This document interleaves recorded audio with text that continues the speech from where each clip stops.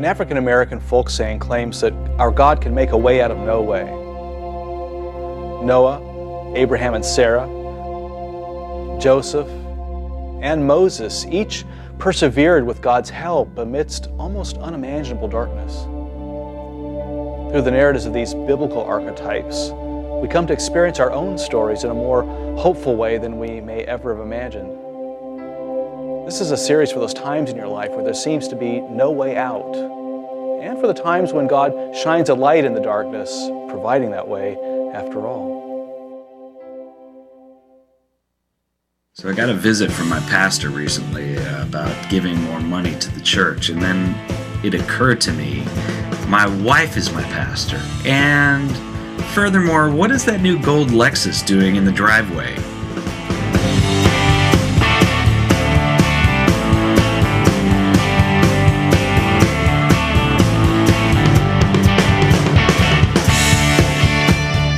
Yes, indeedy, it is Church Sign Epic Fails time once again, and this time it is the Show Me the Money edition, and we all know that church and money go together about as well as picnic and fire ants. So let's get right to it, shall we?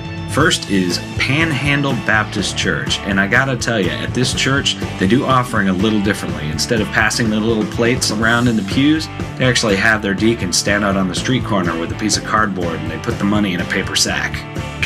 Next, we have North something Presbyterian Church, and their sign is very straight to the point. It says, "Show me the money." I'm not sure if this is like a sermon title for prosperity gospel kind of thing on Sunday, or if this is actually some sort of like fundraising ploy, but I think it's always a great idea for churches to pull phrases from movies about greedy, money-grubbing sports agents. Always a good connection to make. Next, we have St. Mary's Catholic Church, and they are celebrating Stewardship Sunday by reminding us that no one ever became poor by giving. This coming from the Catholics, whose leadership has to take a vow of poverty, and then they get chauffeured around in their own cars, get a parsonage to live in, get the cool red shoes, and even live in a big palace of marble in the middle of Italy. Now that, I gotta tell you, is the kind of poverty I think I could live with. This next one is a bulletin board inside of a church, and I gotta say, they are taking a different approach to squeezing the dollars out of their folks. It says, "Will a man rob God?" Malachi 3:8, and it is the non-tithers board. Ah yes, the good old board of shame. And I should add that in addition to being put on the non-tithers board list, they also get their tires slashed, they get half portions at all the potluck dinners, and the elders actually spit in their little tiny communion cups. The next one seems to be at a campsite, but of course you cannot have a good Christian camp without a tithe barn. Just stick your envelope under the chicken and walk away slowly. St. Andrew's Episcopal Church has a sign that says, "Net income tithing only gets you net abundant blessings." Now, instead of cash, I actually started putting Groupons in the offering plate because I decided if anybody could use a facial, a night out, and a Brazilian wax, it's God. You're welcome, God. And finally, Southern Heights Baptist Church says, "Tithe if you love Jesus. Anyone can honk." So now, instead of putting my tithe in the offering plate at church, I've decided to give it directly to God, so I throw all the money straight up in the air. And it seems like every single time I do that, no matter what, it all comes right back down to me again. Thanks, God, prosperity gospel works after all. Well, I am spent. Guess that's all we've got this week. Tune in next time for another Church Sign Epic Fails.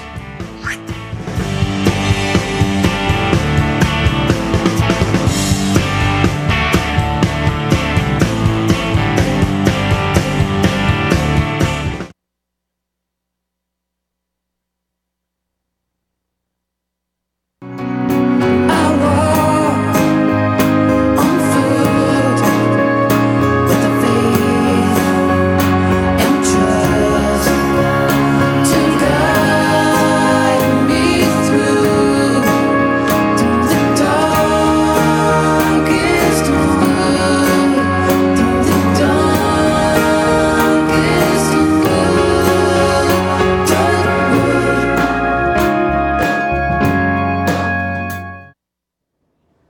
welcome to Darkwood Brew, home of the red shoes and the gold Lexus in the driving. Really? I haven't seen that Don't yet. you have one? People haven't been praying hard enough. That has not appeared yet.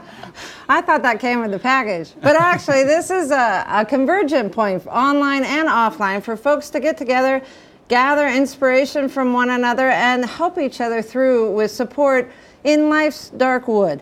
We have a special guest tonight with us tonight. Bishop John Selders is here to speak to us about our ongoing exploration with the narrative lectionary. Tonight we're talking specifically about the story of Joseph. So we have been following this narrative lectionary that gives us an overall arching view of some of the great stories out of the Old Testament. So this is where we've been so far in our series.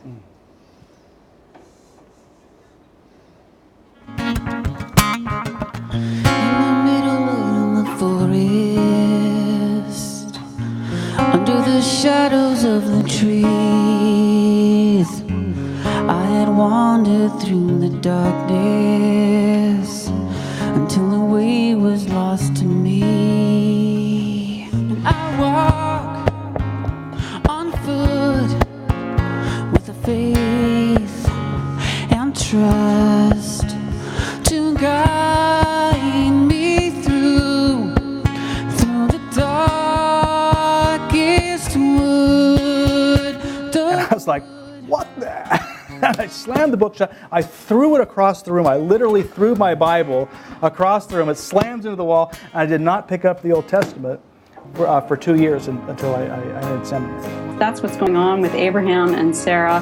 When you see them accepting this blessing and not being afraid of what God has called them to do, but living into that identity, that's when you see them becoming a blessing to others. The life that's reflected in the Old Testament looks a lot like the life I see in our lives. It's messy, it's really messy, it's dirty, and there are no pure heroes. Fly with me. Fly with me. Thank you. Part of our new format in following the narrative lectionary has been to pull out what we call the thorny theological question out of every one of our stories that we address. And Eric, what's our thorny theological question for tonight? Well, before getting to that, I'll just note that I'm really excited also about next week's guest. In addition to this week's guest, we have Christian Piatt, who was the one you saw on the video before the program began. Met him a few years ago at the Wild Goose Festival, and he had actually read the Phoenix Affirmations and had actually come up to me to talk. So it was real nice. We've developed a friendship ever since, and he'll be actually speaking at Countryside Church in Omaha next Thursday. So we thought, let's pull him into Darkwood Brew next Wednesday. So he'll be joining us then. Physically present. Nice. Yeah, physically present here. So the thorny theological question this week is, what is the real prosperity gospel? What's the real prosperity gospel? Of course, that also assumes there's a fake. I was going to say, if it's real, what's the common understanding that we're challenging? Right. So in general, the prosperity gospel has a long history in the United States. And essentially, to boil it down, to make it kind of oversimplify a bit, but it's that God's blessing equates to, your faith will equate to blessing specifically, especially in forms of dollars and cents, that you will find wealth through faith. Now, some people who are practitioners of a prosperity gospel will say, well, no, it's not really about wealth, it's about blessing.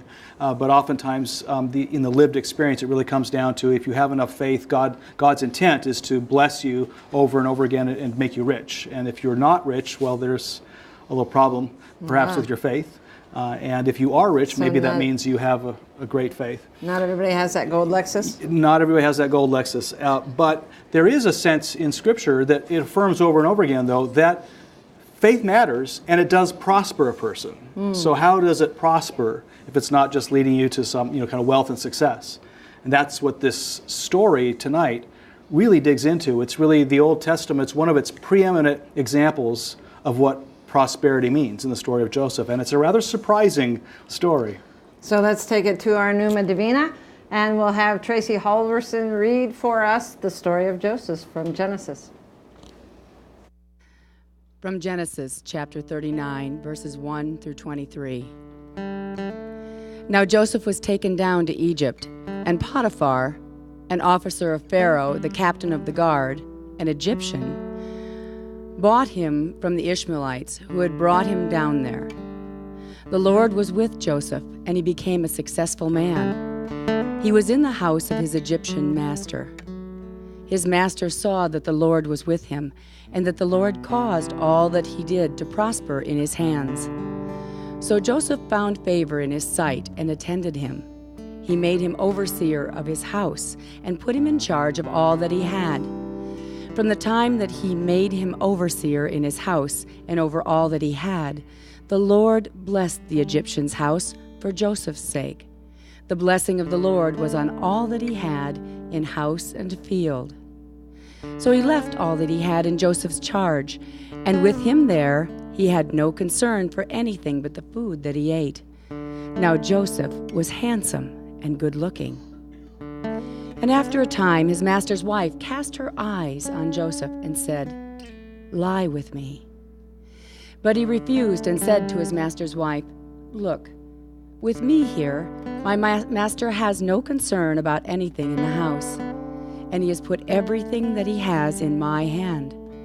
He is not greater in this house than I am, nor has he kept back anything from me except yourself, because you are his wife.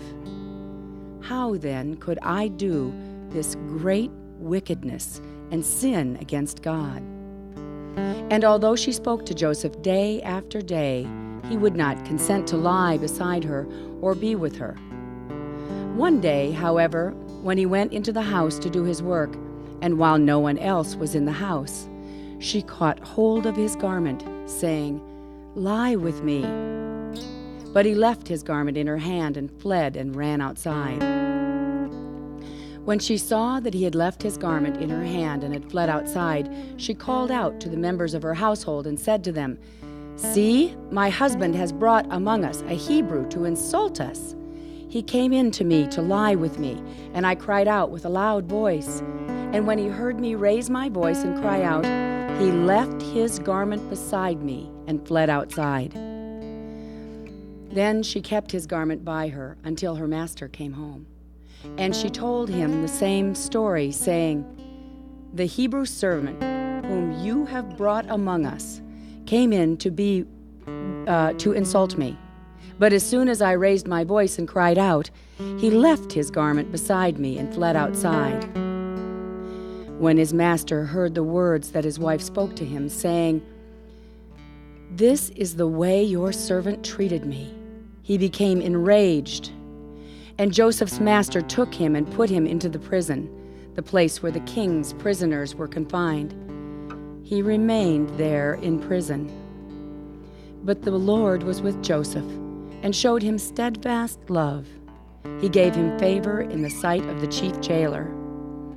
The chief jailer committed to Joseph's care all the prisoners who were in the prison, and whatever was done there, he was the one who did it.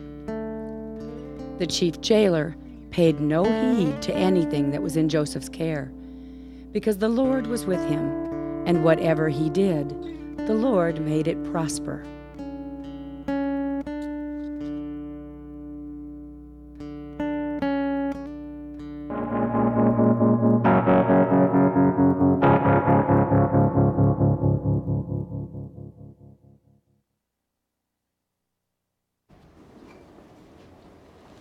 Now, the story of Joseph, again, is finding Joseph in situations where he didn't have any part in making it, right? I mean, pretty crappy situations. And that's not even half of it, right? No, it's funny. There's this constant refrain in Joseph's story in Genesis that the Lord is with him. We heard that more than once in that passage.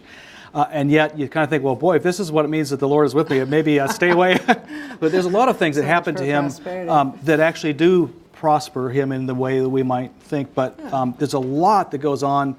This person is a person whose goodwill and good intent is a fierce one, because it comes in the heart of a lot of real bad stuff happening. I mean, from the very beginning of the story. By the way, if you wonder if this story is important in the Old Testament, ask yourself how important would be one story that takes 13 of the last 14 chapters of Genesis. This is pretty. This is This is considered a real critical story in the Hebrew faith and life, and but it starts out right away. Joseph has his dream, and he has his dream. He's got these 11 other brothers, and this dream is that his 11 other brothers are bowing down to him, and the brothers aren't too impressed with that dream. And he has another dream where the brothers are represented by stars, 11 stars, and the sun and moon representing his mother and father bow down to him. Well, they aren't too impressed with that either. They get jealous, and already Jacob has set up Joseph to be kind of envied by his brothers because he's his favorite child, and he's given him a special garment. We hear the coat of many colors. Probably not the way that should be translated. It's probably the coat with sleeves, but still, it's a coat that's special. And so his brothers are all jealous. They decided to do away with him, and before they kill him, they decide, well, let's sell him into slavery, basically. So they sell him into slavery. They tell his father he was eaten by a lion, and so there's this horrible thing. Here you've got it made with your father and your family, and you're feeling good, and then you're sold into slavery. Next thing you know, but he does well, and he rises up in Potiphar's household, and then you heard what happens next. And he gets falsely accused, thrown into jail. Yeah. So how would you like it if you were thrown into jail, falsely accused, with a pretty bad crime? How would that feel? And then he has there's the cupbearer and a baker that's also in jail that work for Pharaoh, and they have these dreams. They ask him about the interpretation. He interprets them, both accurately. One is going to get his head cut off, the baker, and the cupbearer, though, is going to be spared. And he says, when you are spared, remember me to Pharaoh. And so he's spared, and he forgets him. So Joseph is still languishing in prison. How would that feel? You've just done somebody a real solid favor, really helped them out, and they forget all about you, and you're still in jail. And then after all that, he finally gets out of jail because Pharaoh's had a dream he's really concerned about, and he interprets this as there's going to be 7 years of famine. You get ready, and he, for whatever reason, believes that, and so he sets Joseph to be in charge of all the preparations of 7 years of preparation. And then the famine hits, and it hits the Canaan where his brothers are. And who should show up asking for food then but his own brothers who did him in? They don't recognize him.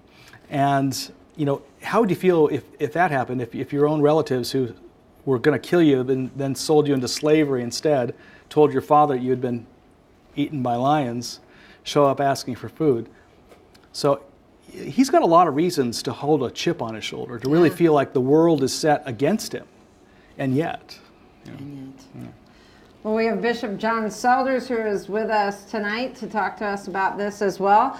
And Bishop, we have some situations here that really aren't so favorable for Joseph in this situation.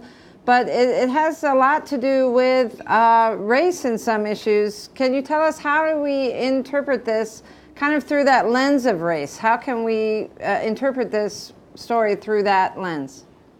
Sure. Hi, all. Hey, everybody. Good to see you. Thanks for the cookies.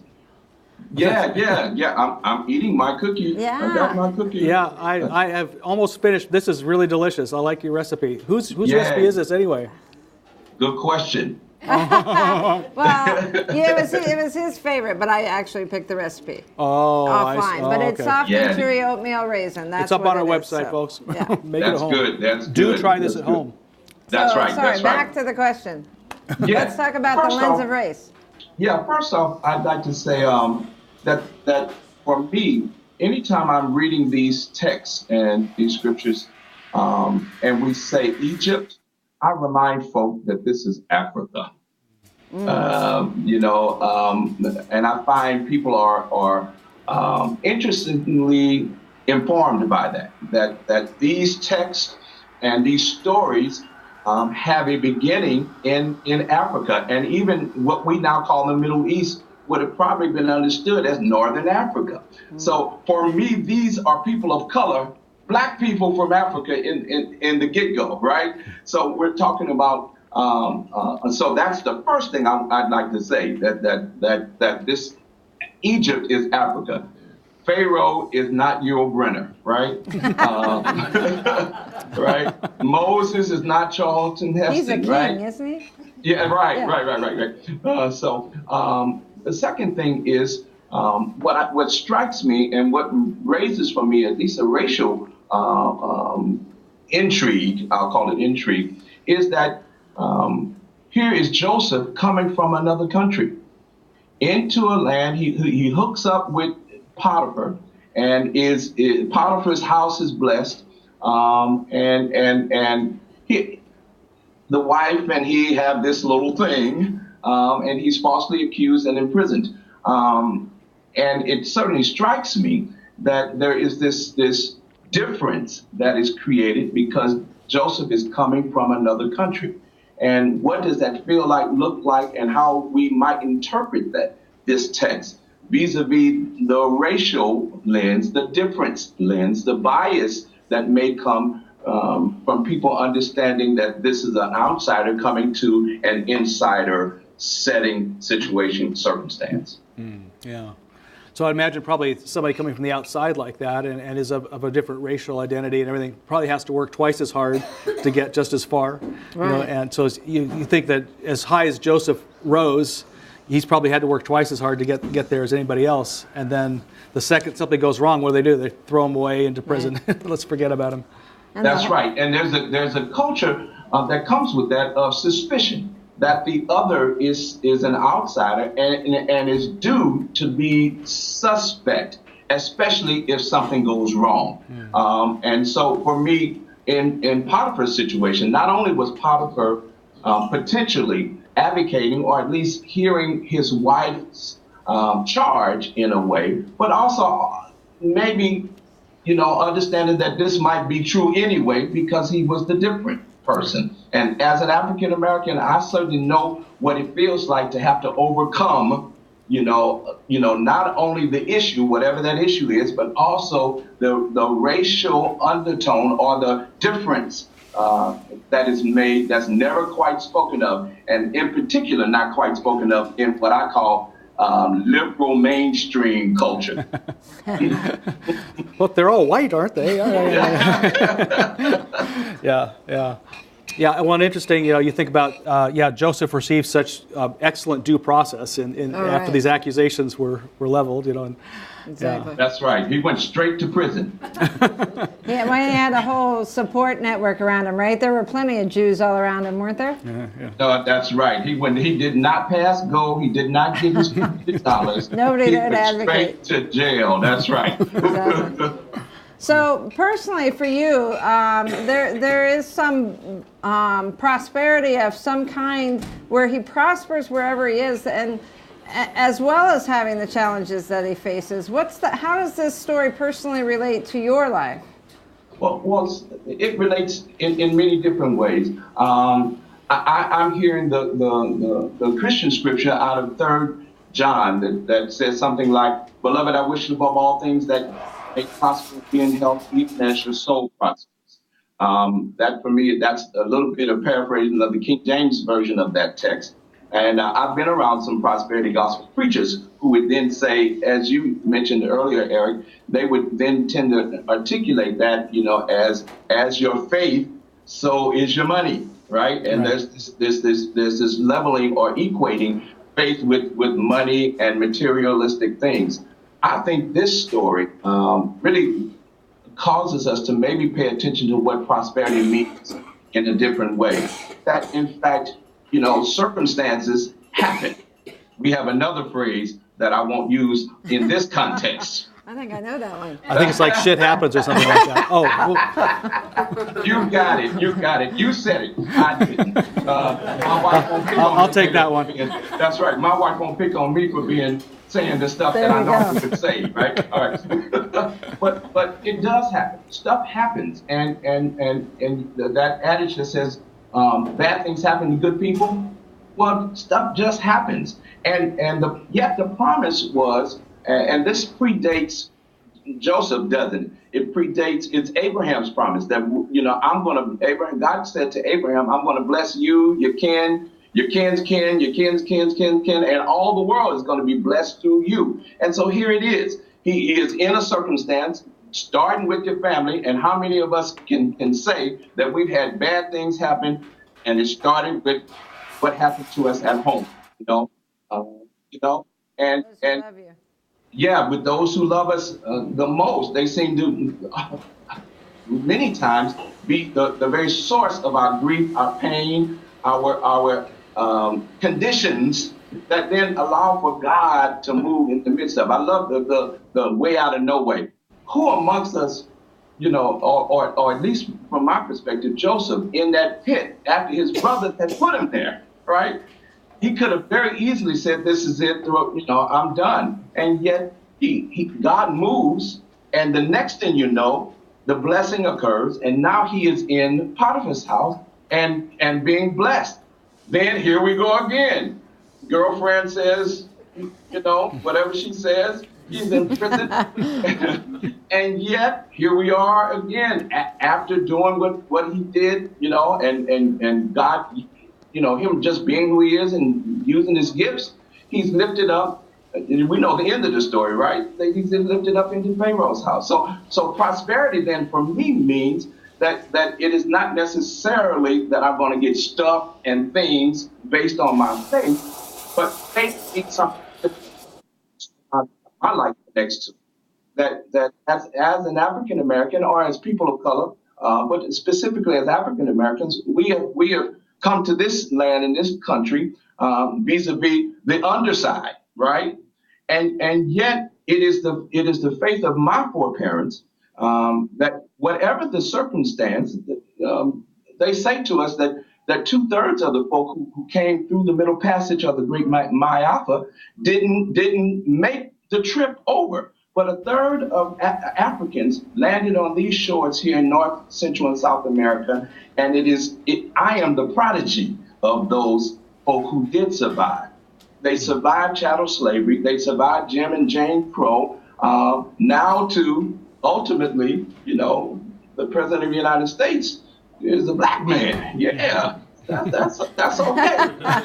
That's the way out of no way. That is the way out of no way. Yeah. That's interesting. You bring up the history, that family lineage, and how there's an inheritance there to be built on. And I think that Joseph itself opens an angle into the Joseph story. I mean, there is this family inheritance that Abraham, he mentions, has this blessing, but then you get Jacob, and there's this famous story about Jacob wrestling this divine being who's unidentified at the river Jabbok, and they wrestle all night, and Jacob finally, in the morning, wee hours of the morning, he's kind of got a handle on this divine being, and he demands a blessing. I'm not going to let you go without blessing me. And so there's this thing, he touches the thigh, and it kind of sets it out of place. So Jacob walks with a limp from then on, but he's also blessed. He just will not let up on God, in a sense, without a blessing. He knows from his history, his father, his grandfather, his grandparents, that this is supposed to happen. This is a blessing to be carried on. And I think that Joseph, kind of learns, takes one from his father. It's like, never, am I going to enter a struggle without demanding some sort of blessing from it. And it's not saying, hey, I'm in jail now, I want $1 million, Right. But there's some way that I have to emerge from this a better person because of it. I am bigger than the situation. I will not let any of these situations define me. There's this constant kind of stripping away of identity in Joseph's story. There's the stripping of the coat with the sleeves, that the brothers take off and tear up and pretend like, he bring a sleeve back to his father saying he's dead. So he's stripped of his clothes, thrown into a pit. Well, later on, he's stripped of his clothes by Potiphar's wife and thrown into jail. I mean, there's this. I think the story's trying to tell us the world. I mean, Joseph's story is our story. And then Joseph's story is really Israel's story. This is Israel trying to tell its own story. It's like many times the world will try to strip away your identity. And it's very easy to let it. It's very easy to just go naked and say, well, that's me now. But Joseph does another thing. He's like, hell no. I demand a blessing from this. I am bigger than the situation. Yes, that limp from Jacob is the blessing, is the signal or the sign of the blessing, right? Yeah. So I've asked people in sharing or preaching from that text, where's your limp? Can you notice your limp? And in fact, if we are able to point to the limps or those things that make you a little bit offbeat, right? Here Joseph is, he's an interpreter of dreams. That's the kind of a interesting. I wonder how many people lift up that gift in the context of our faith communities. I interpret dreams. Well, you look at those people kind of, with goofy eyes, right? But right, he I guess now's notices. not a good time to mention that. Right? Yeah. I think the limp, the experiences of our present. All right, and the faith we bring to that. I made a statement the other day when Eric and I were talking about. Listen, what informs my today is out of my yesterday. Right? It is my experience with God yesterday. Joseph knew God to be a way maker. That's African Americans would know that phrase. God is a way maker, right? Joseph knew God as a waymaker because he remembered his experience of being delivered from the pit.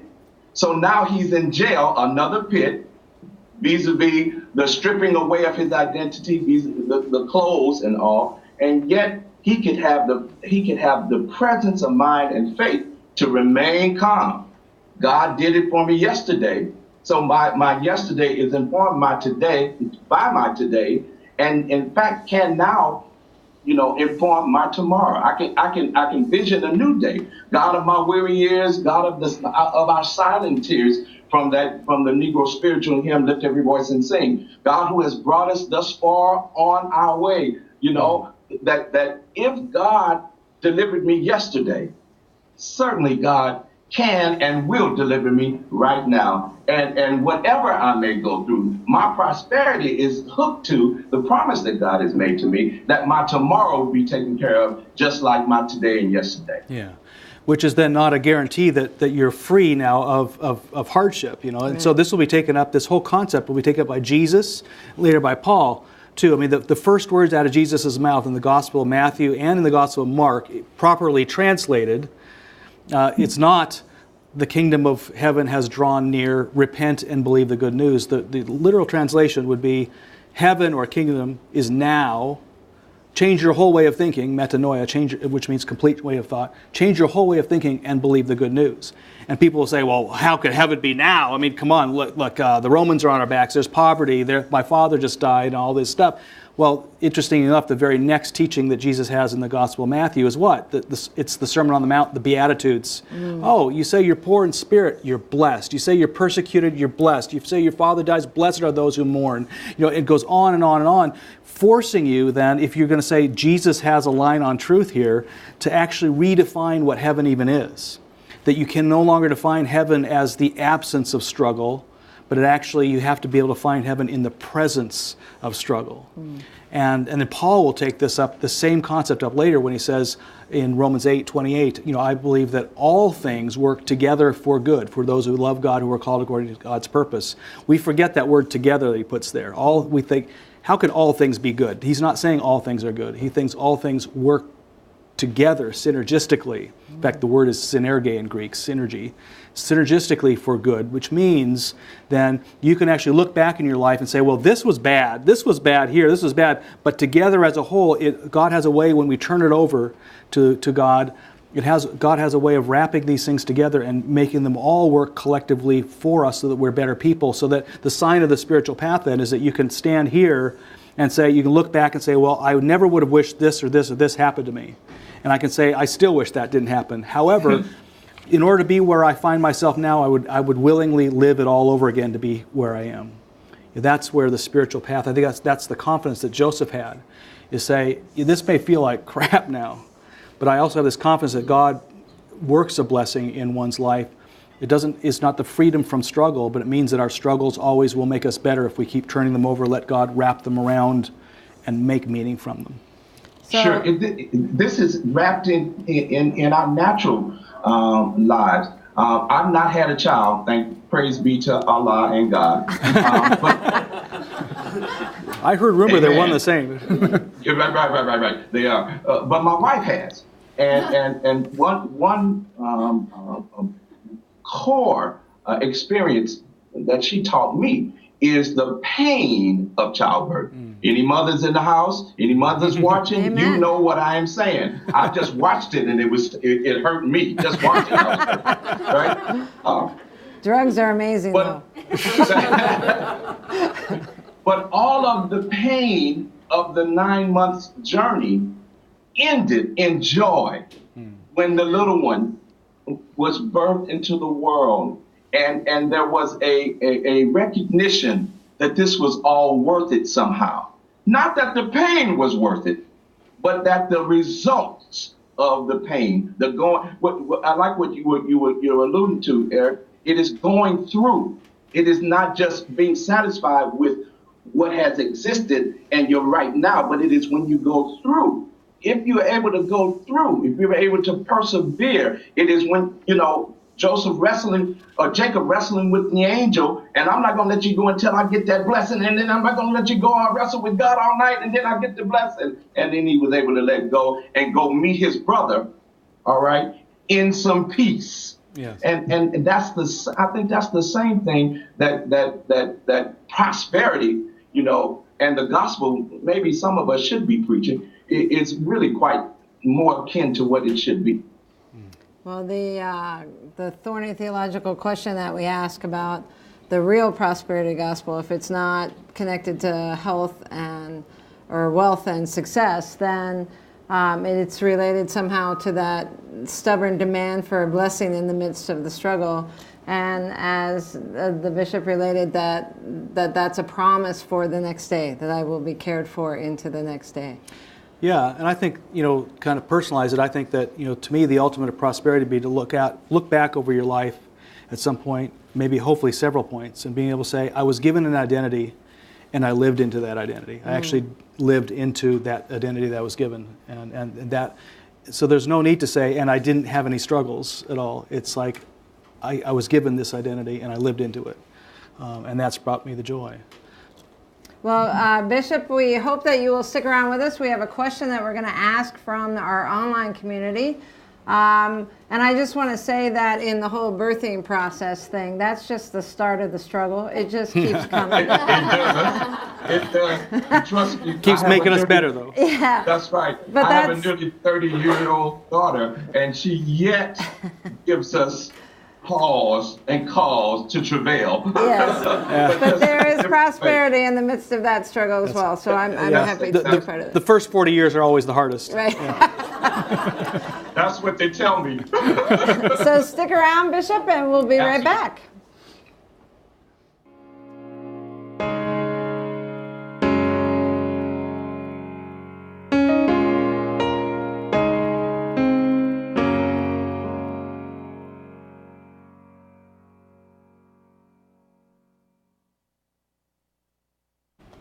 While we're gathering our comments and questions from our online community, I just wanted to point out that we have bloggers that are working with us on this exploration of the narrative lectionary.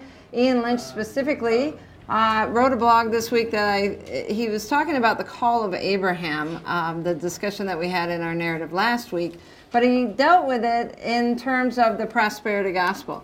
And he talked about how the sense of belonging and blessing kind of came together. And it's not that belonging is the blessing, but rather blessing is the belonging. That's a nice way to put it. And it's a very short blog, but it's incredibly powerful. And there's all kinds of good chances for you to engage him in that discussion and leave some comments. Leslie Merle is also doing some blogging out there, and you're going to put a blog out there, right? Yeah, Leslie was a little busy this week, but I have got one, but I just haven't gotten it up yet, but it will go up tomorrow. Yeah, okay. Awesome. Well, we also have a meeting with Christian Piatt next week, so we talked about that a little bit. He was the one that was in the video at the beginning of the show, so we're looking forward to having him with us next week. And we'll be talking about the narrative of the deliverance through the Red Sea. So that'll be a great discussion as well. And I think you and Bishop John Selders will be meeting again soon, right? Yeah, we'll be actually working together. We'll be doing, he's helping to pull off a Darkwood Brew Unplugged, actually, at the Connecticut Awesome. Conference Association meeting in Silver Lake Retreat Center, which is the oldest continuous Christian gathering in the country. And I'm leading a retreat on Gifts of the Dark Wood, and then we're going to be doing Darkwood Brew Unplugged together that evening. So on next, that to be Monday the 28th. So, yeah. And Bishop John, you are a pastor, a UCC pastor in Hartford, Connecticut at Amistad United Church of Christ, but you're not there right now, right? Where are you now? I am not there. I am in the lovely and warm and inviting confines of the Religious Coalition for Reproductive Choice, their offices in Washington, D.C. I've been here for the last several days doing work around women and family health and what we now call reproductive justice. So I've been meeting on the Hill, had a wonderful day of lobbying and talking with legislators and their staff about those issues, trying to make some sense out of the Hyde Amendment and some other things. So I just want to thank you for allowing me to give big props to the Reverend Harry Knox, who is the executive here, and the Reverend Rod Keaton, and my dear one, who has done all the logistical work for me, Joanna Blotner, who made it possible for me to be on the air, have a great internet signal and all of that, and be in a comfy chair talking with you tonight. Yeah. Great. And our thanks to them as well, that you can be here with us. That's great.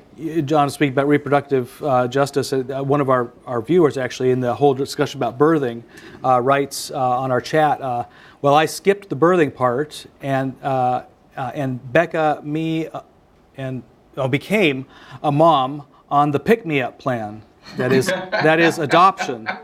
I certainly had enough pain in the 5 years of infertility to get what it's worth. That it's worth it. To get it's worth it. To get that it's worth it. That's a good point. That's birthing in a different way, in a different manner. But yet the point is well taken. That there is a lot of pain for some gain. Maybe. And Tracy Halverson is here with us to share some questions with in the room, in the house as well. We do have, and our first question is with our producer, Scott Grissell, who's here with us actually live in the room and is obviously a regular on our chat as well and has a question for us. So I actually did this on the internet. I put my question in via chat, and then Tracy came and got me and said, "Okay, stand in front of the room and do your question." So it's kind of more of a comment, but I'm interested to hear from maybe both of you and from the bishop about an experience that people might have sort of relative to this prosperity gospel. So this kind of even takes it down from theology a little bit into what it's like to live in a system where that seems to make sense. And the problem that I think of there, at least I think it's a problem, is that if you believe this gospel that says I'm going to receive these things if I'm a righteous person and I ask for them, what does that mean for people who ask for things that they don't receive? And I'm just interested to hear what your experiences might be or your thoughts might be on what it might be like to be one of those people who's asking for things in a prosperity gospel system but not receiving the things that they're asking for. Well, I'd say the first thing is get rid of the prosperity gospel theology. That would be you get out of that. Because it's easy to make this promise. If you have enough faith, then you'll get this thing. But if you don't get the thing, then it must be about your faith. It's like it's a closed loop kind of theology. But I do think that oftentimes in the more progressive sphere, which we kind of inhabit, we tend to just dismiss any kind of prosperity. It's almost like we have an anti-prosperity kind of thing, like any sign of prosperity is like, has nothing to do with God or anything like that. And I think we have a tendency to overcompensate, because I think there is an affirmation that's made clear through the Bible that, first of all, life with God will not absent you from struggle. In fact, oftentimes life with God will get you into more struggle than you were in before. But you do have the not only the right but the responsibility to demand a blessing, like Jacob did. Like Joseph consistently did, to say, "I will not let the tragedies of the world define me. I'm made of better stuff than that." But also, and I don't want to take away from John because I'm sure he's got some good stuff. But just one other thing is, I would say, there's also, I think, we need to develop more of an appreciation for those darker sides of life. That just because life takes a downturn on us doesn't mean that it's a horrible life. It's just like when we look at the moon, we can admire it when it's a full moon. We think, oh, isn't it a glorious full moon tonight? Well, if you're really going to be an appreciator of the moon, then you also have to appreciate the moon when it's waning and when it's actually, The phases. completely, all the phases of the moon. Then you're really appreciating the moon for what it is. If you only appreciate the moon when it's full, you're not really appreciating the moon. Well, this question it brings us back full circle, at least in my mind, that which is dark, that which is African is not bad. That the darkness, the struggle, life begs for us, at least in my mind, to ask the question, what's the lesson? Yes. So if I'm going through a thing, I'm in my prison. And I think any of us and every one of us has had the moment or the moments of Joseph's life where we've had stuff happen to us and the bottom falls out and looks like God is not with us, and we thought we had the promise of a better tomorrow, and tomorrow has slipped back into something we never quite knew would ever happen or expected that would happen. And yet it begs to ask the question, what's the lesson? What are you teaching? What am I experiencing? So when stuff happens, if I'm praying for a thing and the thing seems not to be there yet, I want to know what the meta narrative is. What is the larger story? If what I believe what the scripture says and what you said, Eric, earlier is true, that all things work together, underlined together, for good. So that the pain is built on the joy is built on the pain. The seed grows in the ground before it ever flourishes into that which that seed is of its kind. And so that there is darkness. We're birthed in the womb. It's dark in the belly of mommy until we come out into the light of this new life. And so the question, and I think that's the wrestling, that's the bless me moment, right? Asking the question. So to the questioner, maybe the prosperity is understanding what the lesson might be. And you don't even have to affirm that God sent that lesson. It's just because sometimes bad stuff happens to good people and it may have a bad origin, but there's still the learning, there's the blessing that still can be demanded from it. And that confidence, you can look ahead and say, I don't feel this now, but I know based on past history that I will reach a spot, and I demand to reach that spot where I will look back and willingly live through what I just went through or am still going through now in order to be at this better place, to be at this higher ground. And I will refuse to accept an answer from the world that will not get me to that place. My grandmother would say it like this. She would have said, keep on living, baby. Amen. That the truths of your problem and your circumstances that you don't understand today have an inevitability, and you'll live long enough to understand it better in your tomorrow. So keep on living. Amen. In the relationship that we've been talking about, the first week being can we trust God? Second week, can God trust us? How do we now live into that trustful covenant, that relationship we have? And it seems to me that if there's a demand for that blessing, that stubborn demand to be blessed, that there's also that stubbornness of God's grace that follows us through. Yeah. So that relationship is a covenantal relationship, which is what Ian talks about in his blog a bit, which is different than a contractual relationship. And that, I think, carries us through now to our next narrative next week, and we'll be able to come back and talk about that. So thank you, Bishop John Selders, for being with us and helping us explore this whole life of Joseph. Thank you, Chris. Thank you, Eric. It's been a blessing. I've enjoyed it.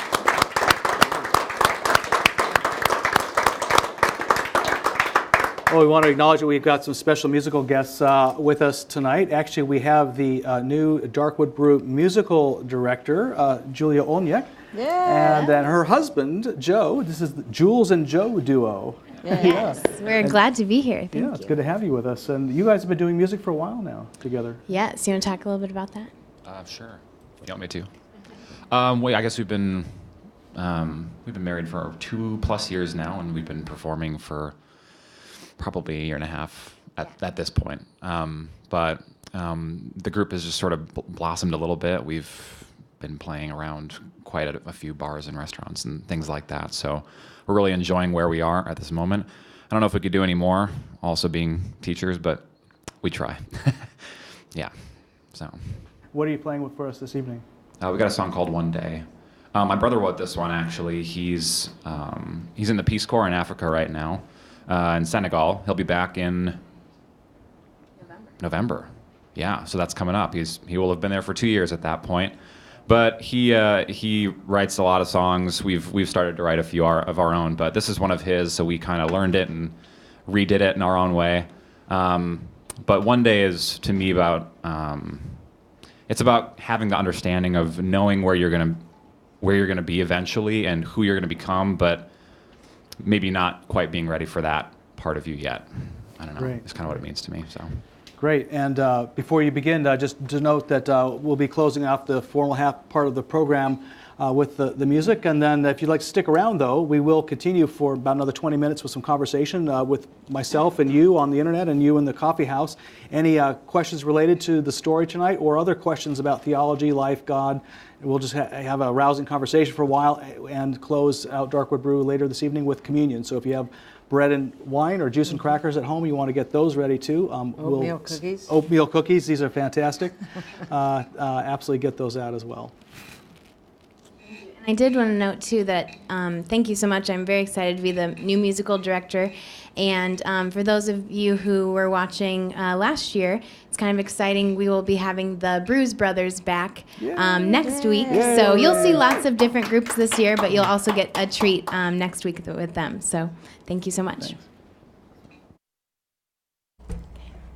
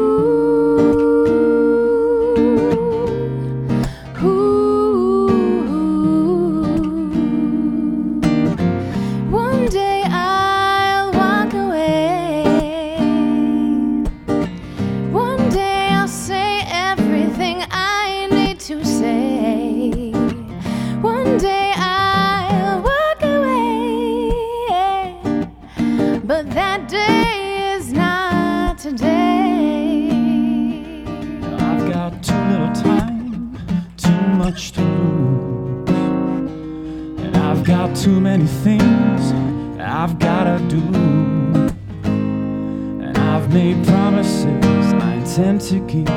Too many people I need to meet, and you'll see a brand new man. Just wait and see the cards I've got in my hand. Yeah. One day I'll walk away. One day I'll say everything I need to say.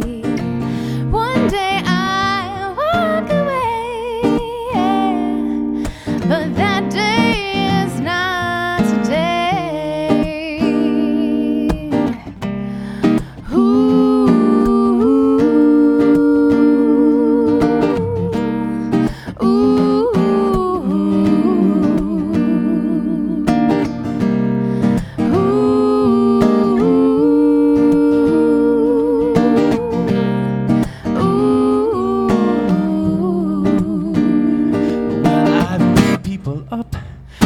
I've knocked them down, and I never thought twice before leaving town. Well, I've seen the world, I've done it all.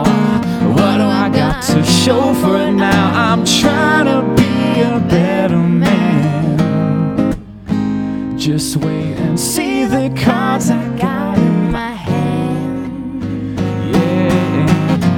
One day I'll walk away. One day. One day I'll say everything I need to say. Oh yes, I will. One day I'll walk away, yeah. But that day is not today. Oh no, no, no. One day I'll walk away. One day I'll say everything I need to say. Yeah, oh. One day I'll walk away, oh, but that day is not today.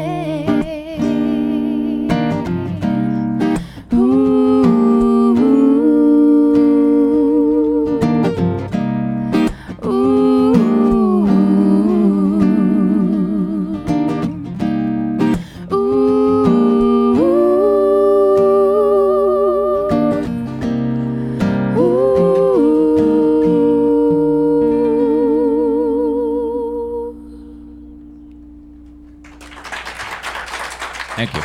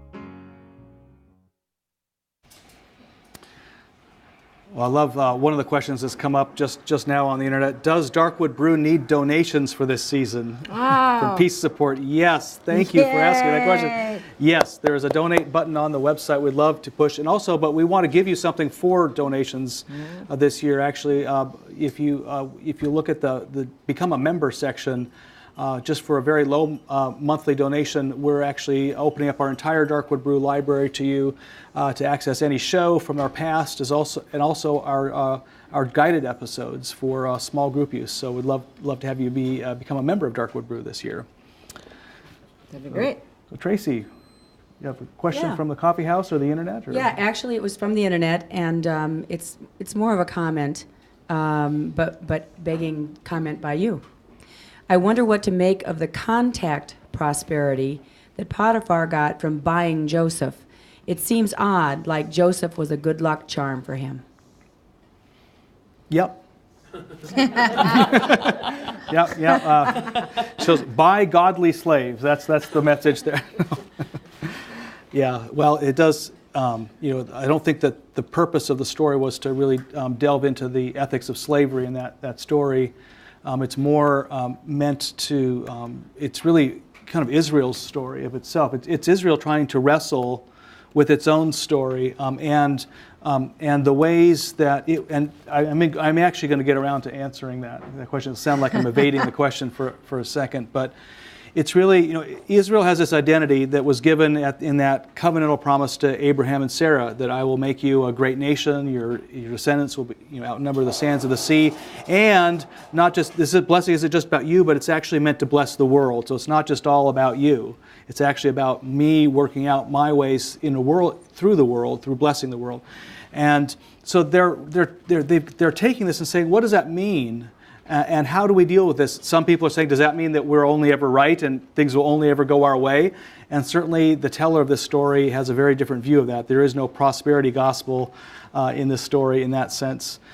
It's really saying, Joseph has this dream that says, eventually, the brothers will bow down to me, and the brothers are all reacting like, this guy's an egotist. He's He's putting, he's standing over us. But if you look at how that blessing, that dream actually works its way out in the narrative, I mean, you have to read 13 chapters. But in the end, they're actually bowing down. The brothers are bowing down to him.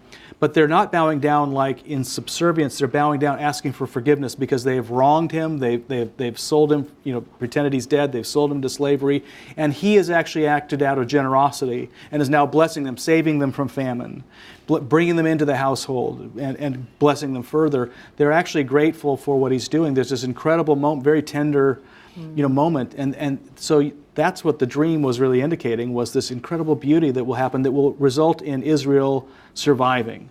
And they're saying, this is, I think, the narrative's way of saying, and this is us. This is how we be in the world. We have this identity. The world will resent it. It will try to strip us of this identity over and over again. But the world does not understand this is not a blessing that's about us. It's about all of us. And it doesn't mean that life is always going to happen for our good. That every incident will happen. In fact, we may end up entering more hardship as a result. But ultimately, we are here to serve the world, not to be served by the world. So the Potiphar kind of getting roped into this is to me, it's just one of those incidental things that, see, this is already happening. This person is already blessing the world. Even those who are the oppressor are being blessed through this godly person. And I think, you look at Israel's history, they lived between two great superpowers. It was always a matter of who's taken over Israel. Is it Egypt or is it whoever is up in Mesopotamia at the time? Is it the Assyrians, the Babylonians, the Persians? They're always being beaten up one way or the other, And so they have this very fierce, in this narrative, you could just feel themselves interacting with this text, this fierceness, like we demand a blessing out of this. And by the way, we demand that the blessing that comes to us actually blesses even those who we may not want to bless so much, that we are here to serve the world, not simply to be served. So there's... even those we wouldn't have chosen ourselves, right? Yeah, absolutely. Even the brothers that seem to have wanted harm for us. Absolutely. So you have Jonah, who doesn't want to go to Nineveh, right. Because the Ninevites have oppressed them, and killed them and stuff. And God's trying to bless Nineveh. It's like, no, I don't want this. Well, that's just part of who you are. Your existence blesses people. And the whole history of Israel repeats that over and over and over again. Yeah. So. Yeah. I noticed one of our. Oh, did we have a question out here? No. Oh, I noticed one of our viewers also. Thank you. I can't get on. Oh, sorry. Was asking, about that blessing. Like, are we meant for one, to serve one purpose or not? And that raises the question: was Joseph ever aware that what he was doing was keeping Israel alive and this whole promise alive? And I think, to me, that's, do we ever know what our purpose in life is? Really? I mean, we may have some hints and allegations about a purposefulness, but usually that purpose, I find, at least my own sense of purpose, is revealed in hindsight rather than foresight. In fact, if I think my purpose is X or Y or Z, it's probably, if I start heading towards in that direction, it's probably the first direction that God's going to pull a carpet out from under my feet, and because it's like I've miscalled it. It's just like, stay faithful to the day-to-day things. What's the next step you're asked to take, not what's the 1,000 steps, sure. From where you are. Well, and I think Joseph's story does speak to that, stepping into that identity piece for him. It's not like he didn't have any kind of background or history, that God, in fact, was there to help, deliver him, to help him prosper where he was. We all have those experiences as we mature, right? That there are times where we don't get what we want, and it seems like what happened, the rug was pulled out from underneath us. But there are times when we can look back and see, as Bishop John Selders was saying earlier, that there's this kind of a thread that as he looks back, he can see how God has been a part of that story all along. But as you say, it's hindsight before you can see that. But as you live through those things, you end up gaining more and more confidence in that trust. Yeah. And then you begin to expect that in a way that allows you to take risks in areas where you wouldn't normally. Yeah. And imagine if, like Joseph, sitting there in prison, thought that his purpose in life was to keep Israel alive, and prosper this nation. Well, you're in prison. There's nobody saying, and you're going to get out on this date. Right? In fact, you keep thinking you're going to get out, you're not. The person who you've helped has forgotten you even. Imagine how Joseph would have felt if he was aware of that purposefulness. It's like, I hope God and God's grace did not make him aware of that purposefulness. What he had to be aware of is what is the next step of grace. What is his next thing to do? And it was something to do in prison. Pharaoh's got a dream. Well, I'm going to help Pharaoh interpret this dream. He's not thinking I got to save Israel. He's saying, I'll help him interpret this dream. And it's not an overwhelming thing that paralyzes you at that point. It's something that inspires you and engages you to participate in what God's already doing in the world. Any other comments? What about your lived histories out there? Where do you see God's thread running through your lives and your histories? I have a question, since we can ask any question. Go for it.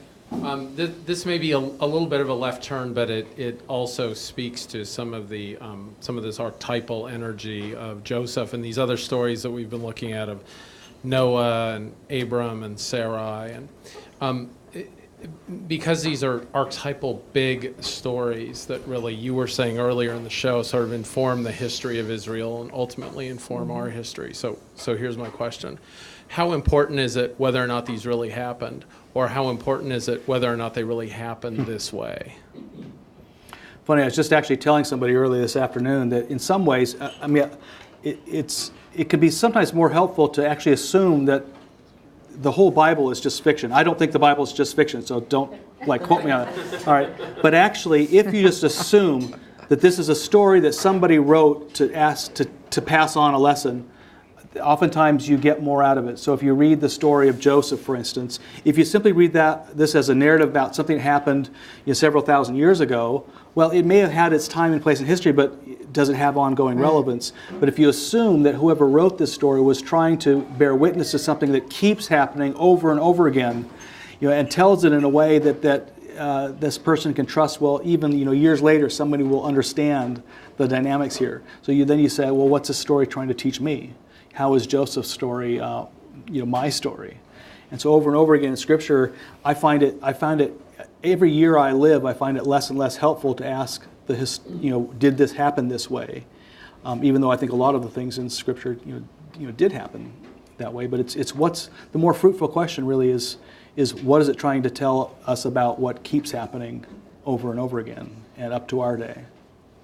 And then part of that, taking the Bible seriously and not necessarily literally, is asking the question as you go along, what does this say about who God is in the midst of our lives? What are these people trying to say about how God interacts with us as humanity in the world and creation in the world, and what's our role in that covenant? We were talking about Joseph's demand for a blessing in the midst of this story. Equally important is God's demand that grace is the basis of the creation that we're living in. So how does that inform who we are, what our trust levels are, how we react in the world, how we participate with what God's already doing here? So it's a much larger question than is this historically factual. It's this is big meaning of life kind of questions. How is God working in the world, and how can we participate in that? Yeah. There's this famous biblical studies article called if the walls of Jericho were not raised, is my faith in vain? It's kind of an allusion that if Jesus was not raised, my faith is in vain. And it does challenge us to ask that question, like what has to have happened and what doesn't need to have happened for a faith to be in vain, and next week we'll be dealing with the crossing of the Red Sea, right? For instance, and so one question would be, if the sea didn't part like they said, is the whole narrative useless? Yeah. And does it have to have parted like that, or are there other lessons to be learned? So we'll be continuing to kind of work in that realm. Yeah. Well, I see our time is coming to an end, and we always end with communion. That's probably an appropriate place to end. To me, asking that historical question, for instance, is really raised in this piece here. Paul said, well, first of all, we remember that Jesus, he underwent a night of betrayal and desertion, and which he, bore witness to the fact that his body would be broken, that his blood would be shed. And in participating in this meal, we remember Christ's death, and we celebrate something that Paul said, without which our faith is in vain, the resurrection. And to me, we have to apply that sense of, well, does something need to happen or not happen? What does it do with my faith? We need to apply that even with Jesus. Some people will say, well, okay, what has to have happened with Jesus for my faith to be real? It's a good question to ask. It's a challenging question to ask. It might be easier to say, well, it doesn't matter if the Red Sea parted or not. I still have faith. It still teaches me a lesson. But then how about now you turn to the life of Jesus? And where Paul draws the line, because those questions were circulating his day too. Where Paul draws the line is if Jesus was not raised, all faith is in vain. And where I understand that, I would agree with that. What I get out of that is if there is no living presence that we can tap into, that we can that actually living presence of God that raises life out of death, not only in Jesus' life but in our lives, our faith is in vain. And what the Bible keeps teaching us, even before Jesus, is that this God that we interact with has the power and has the will and has the authority to raise life from death, even within you. That happens in our little deaths as we live this world, walk this earth, and it happens also in our big death when we leave this world, an affirmation that life does go on, that even the curse of death we can demand a blessing from and expect to receive it. These are the gifts of God for the people of God. I invite you to enjoy the feast, the bread of life, the cup of blessing.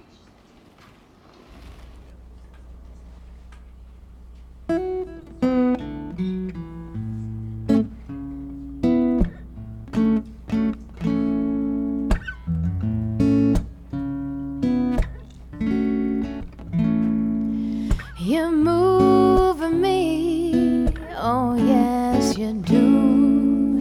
You move me through and through. You move me like I never knew. You move me. Not sure why I sometimes feel so low, or wherever I may go. Oh, I need an edge of hope. You move me.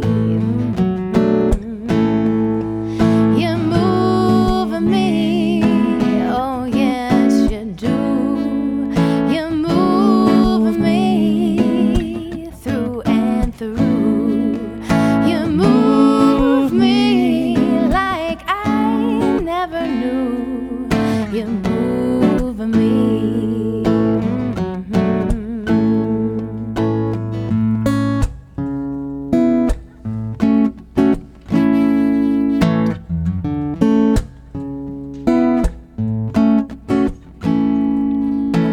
When I'm cornered, trapped in a place, so many worries, so much waste, there you are at the end of my days. You move me. You move me. Oh, yes, you do. You move me through and through. You move me like I never knew. You move me. Whether shallow or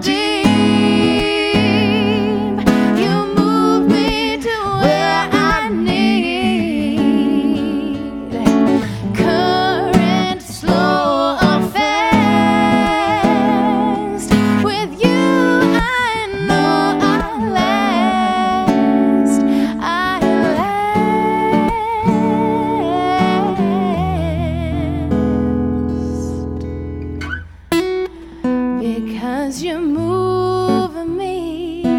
Oh yes, you do. You're moving me through and through. You move me like I never knew. You're moving me.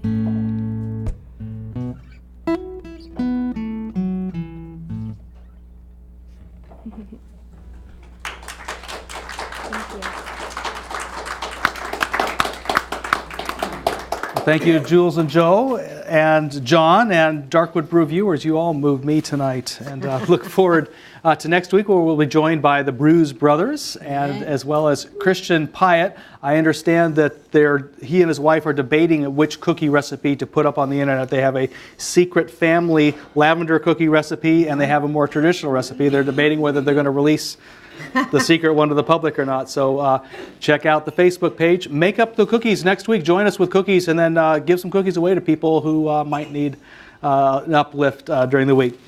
Until then, my friends, may the Spirit of the living God, made known to us most fully in Jesus Christ our Lord, go before you to show you the way, go above you to watch over you, go behind you to push you into places you may not necessarily go yourself, go beneath you to uphold you and uplift you, go beside you to be your strong and constant companion, and dwell within you to remind you that you are surely not alone, and you are loved beyond your wildest imagination. So demand, not just ask, but demand that the fire of God's blessing burn brightly upon you and all people, now and forevermore. Amen.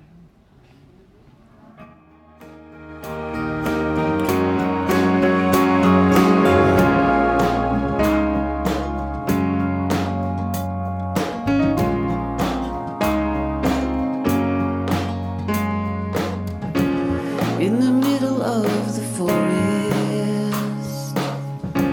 under the shadows of the trees, I had wandered through the darkness until the way was lost to me.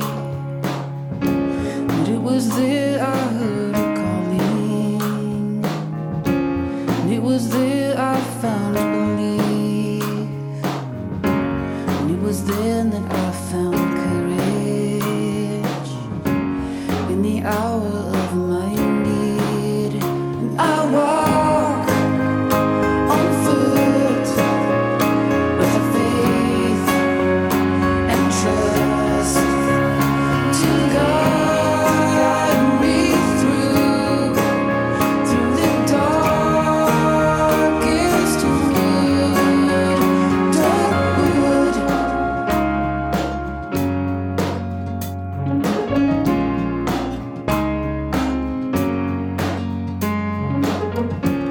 In the valley of the shadows, there is nothing I shall fear. 'Cause if the dark should overwhelm me, I know the light would soon